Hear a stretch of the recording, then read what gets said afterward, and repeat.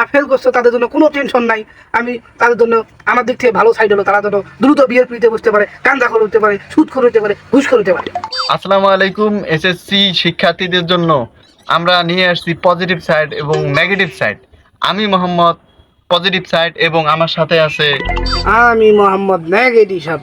আমি নিয়ে আসছি আপনাদের যারা এসএসসি পরীক্ষা দিছে, যারা ব্যাক বেঞ্চার স্টুডেন্ট, তাদের জন্য হলো গুড নিউজ।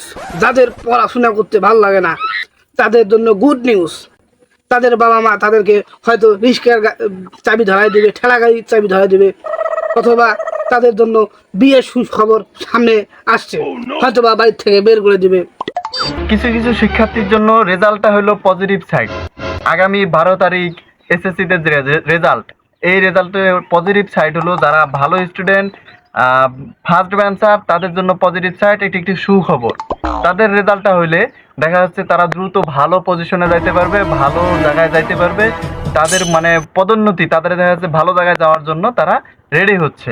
কিছু কিছু ভালো স্টুডেন্টদের হচ্ছে রেজাল্ট হওয়ার পর তাদের ভালো কলেজে যাওয়ার পর ওইখানে অনেক মেয়ে আসবে, ওইখান থেকে আরো নতুন নতুন গার্লফ্রেন্ড পাবে, নতুন নতুন রিলেশন হবে। এটা তাদের জন্য গুড নিউজ। যারা ফেল করবে, যারা এসএসসি পরীক্ষাতে ফেল করবে তাদের জন্য দ্রুত বিয়ে শুধু। কিন্তু যারা ভালো রেজাল্ট করবে তাদের জন্য এখনই বিয়ে শাদীর কোনো চিন্তা ভাবনা নাই, তাদের অনেক দেরিতে আছে, তাদের জন্য এটা হলো ব্যাড নিউজ। এবং কিছু কিছু স্টুডেন্টদের রেজাল্ট শুনে বাড়ি থেকে বিভিন্ন গিফট, বিভিন্ন ধরনের মিষ্টি খাওয়া, বিভিন্ন ধরনের খুশি হবে। তো এরকম স্টুডেন্টদের জন্য হচ্ছে ভালো নিউজ, গুড নিউজ। এই জন্য যারা ফেল করতেছে তাদের কোনো চিন্তা ভাবনা, কোনো টেনশনের কোনো কারণ নেই। হয়তো বা বাড়িতে একটু ঝাঁটাপিটা করতে পারে, বাড়ি থেকে বের করে দিতে পারে, এটা নিয়ে কোনো মন খারাপ কোনো দরকারই নেই।